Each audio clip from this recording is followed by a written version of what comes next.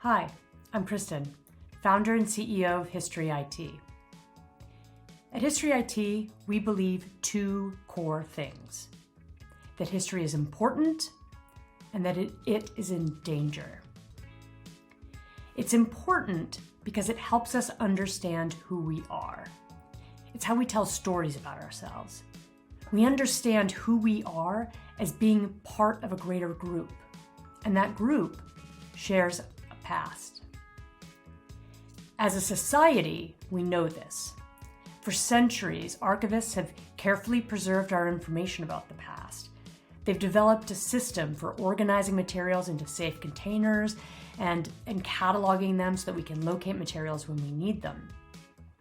We as a society have undertaken this great investment in preserving our history in these archives because we believe it is important to do so, that without access to the information in them, people in the future could simply make up whatever they wished to be true about the past. So why is it in danger? It's in danger because we no longer live in a world where people only access information by going to places like this. It's in danger because it's mostly buried away, it's not searchable.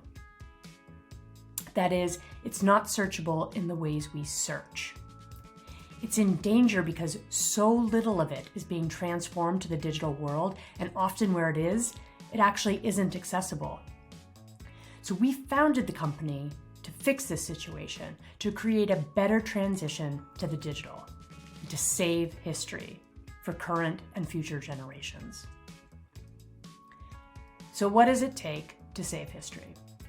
The first thing is preservation imaging.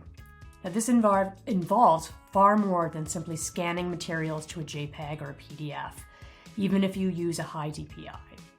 This is because most regular scanned files become quickly obsolete. True digital preservation involves creating an archival TIFF file that meets an international standard.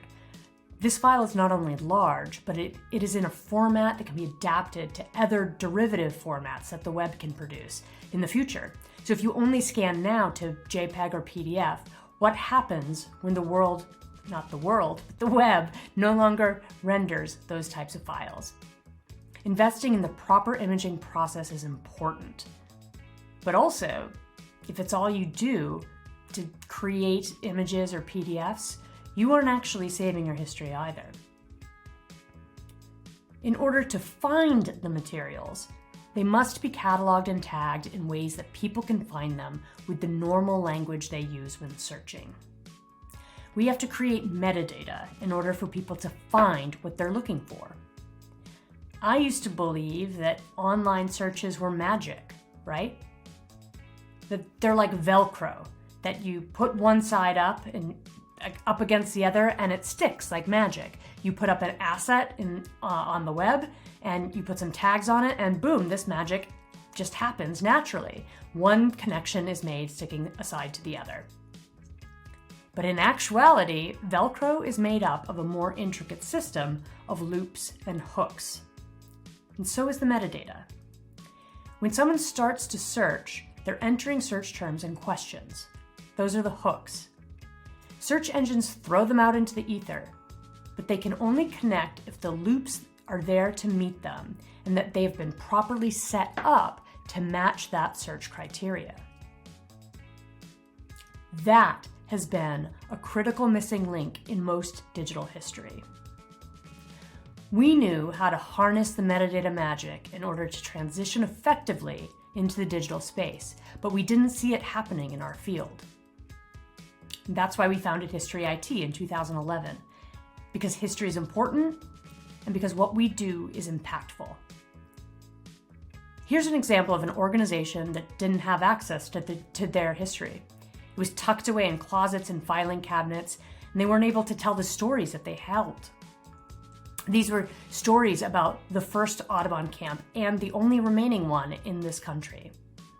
Stories about early pioneers of environmentalism and the fact that this was all started by a woman during a time when women's rights were extremely limited. We imaged this material, we tagged it, and created a digital museum that allows anyone and everyone to explore and to learn from these stories. Each of these interactive tags starts the visitor on a journey of their own discovery. And this is just one example. Think of the endless opportunities if more history became accessible by everyone. This is creating equitable access to information and therefore to opportunity. We've made great progress thus far thanks to our partners and our team, but it's just the beginning. History is endless. It's happening right now, and that's why it's our mission to save it.